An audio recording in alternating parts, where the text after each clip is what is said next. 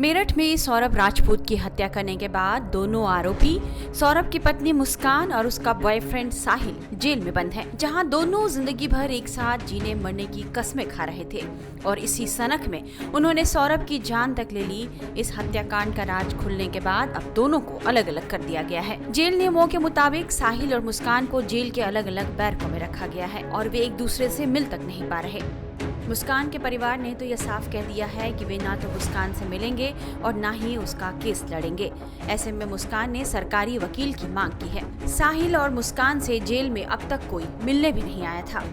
दूसरी तरफ साहिल के लिए तब थोड़ी देर के लिए राहत का पल आया जब उसकी नानी 26 मार्च को उससे मिलने पहुंची। साहिल और मुस्कान 19 मार्च से जेल में बंद हैं, लेकिन यह पहली बार था जब साहिल से कोई मिलने आया। साहिल से मिलने जाने से पहले नानी ने कहा कि औरत को आदमी का और आदमी को औरत का नशा हो गया था, इसलिए इतना बड़ा अपराध हो गया और सौरभ के साथ गलत हुआ।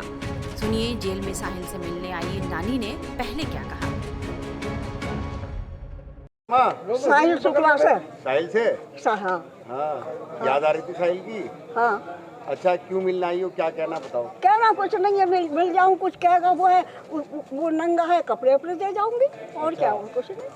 आप कह रही थी ना कि मैं उसके साथ नहीं हूँ, लेकिन मैं मिलने आई हूँ बस। मैं ये नहीं कह रही साथ नहीं हूँ या क्या है, ये मुझे कुछ नहीं पता, मिलने आई हूँ।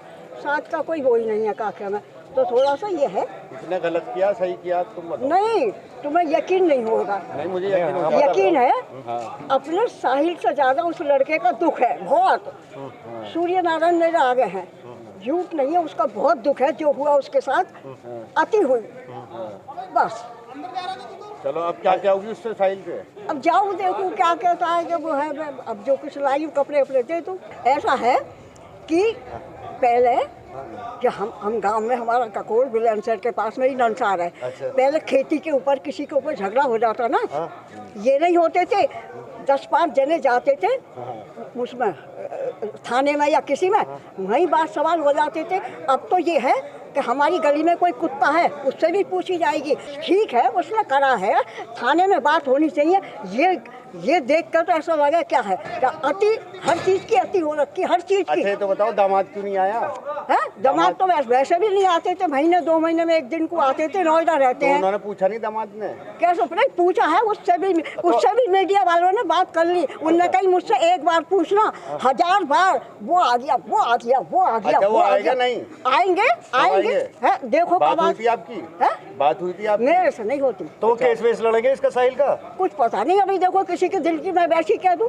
ठीक। हाँ ठीक। नानी, जो साहिल ने किया वो सही किया?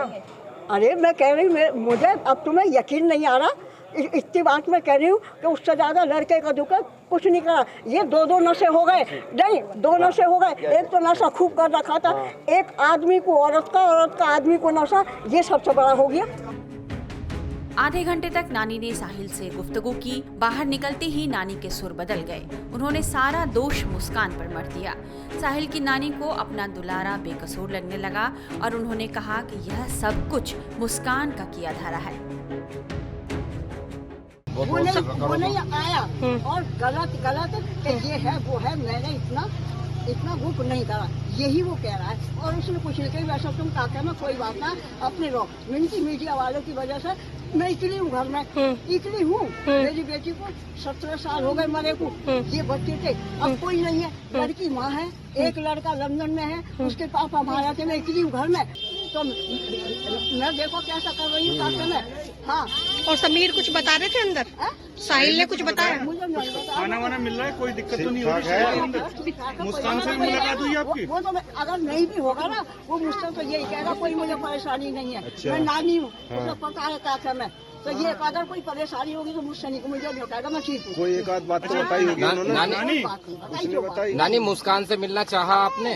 क्यों? मैंने तो शुरू में ही ना देखी, वो कभी नहीं देखी। पहले से पसंद नहीं रही? नहीं, मैंने कभी नहीं देखी ना, मुझे पहचान नहीं सकती कि ये मुस्कान है या ये है, ये है। अच्छा, मिली आज आपसे मुस्कान, मिली, मुलाकात हुई ना? अच्छा नानी, वैसे सबसे अलग बात, ये जो केस हुआ है आप इसे कितना गंभीर मानते हैं, कितना गलत केस है?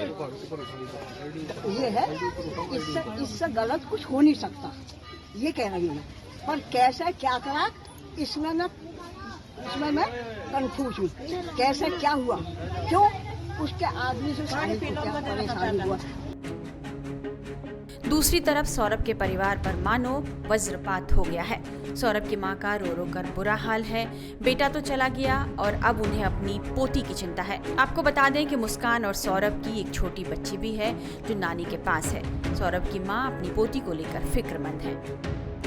सौरभ की लड़की है, हमारी पोती है, उसे भी सामने लेकर आना चाहिए क्योंकि हमें उसको देखना और हमें चाहिए वो जी। क्योंकि मान लो अगर उसने जब वो अपने पति के साथ कुछ कर सकते तो क्या पता हमारी पोती के साथ भी कुछ कर दिया। हमने उसको जब से देखा नहीं है और हमें चाहिए, हमें देखना उसे और हम अपने रखना भी चाहते हैं जी।